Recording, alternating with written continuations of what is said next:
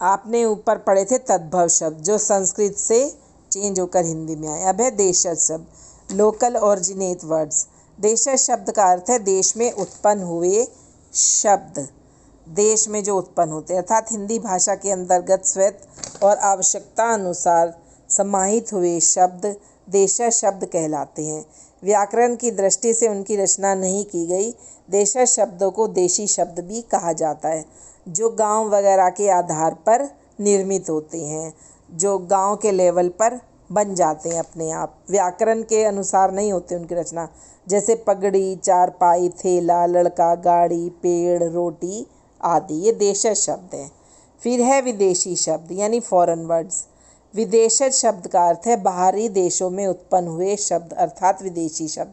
जैसे भारत में कुछ शब्द ऐसे हैं इंग्लिश के जो हमें ये लगता है कि ये इंग्लिश के नहीं है, हिंदी के, जैसे स्कूल वर्ड्स है, डॉक्टर है, तो ये हैं विदेशी शब्द, लेकिन लगता है ऐसे जैसे हमारे हिंदी के ही शब्द हैं। अंग्रेजी, जापानी, अरबी, फारसी, तुर्की, यूनानी, चीनी आदि विभिन्न भाषाओं के जिन शब्दों का प्रयोग हिंदी भाषा में किया जाता है वे विदेशज यानी विदेशी शब्द कहलाते हैं। अब देखिए जैसे अंग्रेजी के doctor, thermometer, computer, gas, burger, cricket, football. फिर है जापानी जुनून, कानून, अमीर, गरीब, जमीर, दवा आदि। फिर है अरबी किताब, अंजाम, शादी, आबादी, अंगूर, मामला आदि। फ्रेंच अंग्रेज, कार्टून, इंजीनियर, कारतूस, पुलिस आदि। फिर है तुर्की कैंची, कुली, कुर्ता, लाश, खच्चर, डाकू आदि, चाकू आदि। फिर है पुर्तगाली फीता, चाबी, बाल्टी आदि। क्योंकि हमारे यहाँ इन्वेडर्स आते रहे है ना, जैसे मोहम्मद गौरी वगैरह आए तो वे अरबी फारसी के शब्द लाए। फिर अंग्रेज आए हमारे यहाँ, पुर्तगीज़ आए, फ्रेंच भी आए, तो उनके भी शब्द हमारे हिंदी भाषा में रल मिल गए। अब है रचना के आधार पर शब्द, ये 3 प्रकार के होते हैं रचना के आधार, बेस्ड ऑन कंपोजिशन यानी बनने के आधार पर। ये हैं 3 रूढ़ शब्द, यौगिक शब्द और योग रूढ़ शब्द।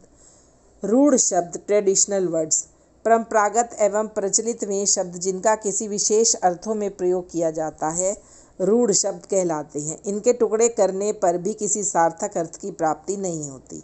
यदि हम इन्हें अलग अलग कर दें तो किसी सार्थक शब्द की प्राप्ति होगी, जैसे तोता है ना, फिर है सूरज और फिर है कोयल। इनको अलग करो तो कोई मतलब नहीं रहेगा। फिर है यौगिक शब्द। यौगिक शब्द यानी 2 शब्दों से मिलकर बनने वाले कंबाइन वर्ड्स।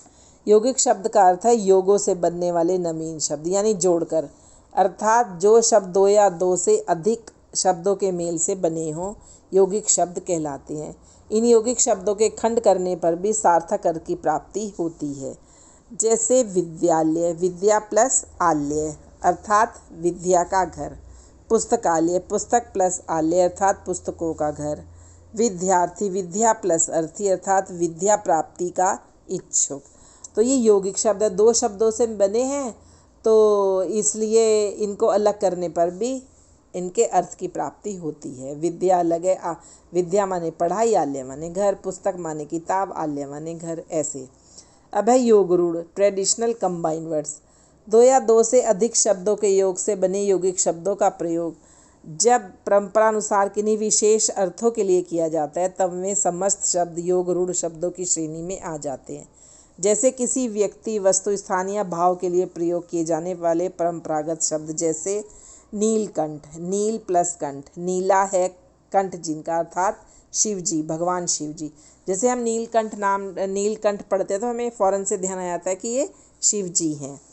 फिर है चतुर्भुज यानी 4 भुजाओं वाले अर्थात भगवान विष्णु। फिर है दशानन, 10 प्लस आनन यानी 10 मुख वाला अर्थात रावण।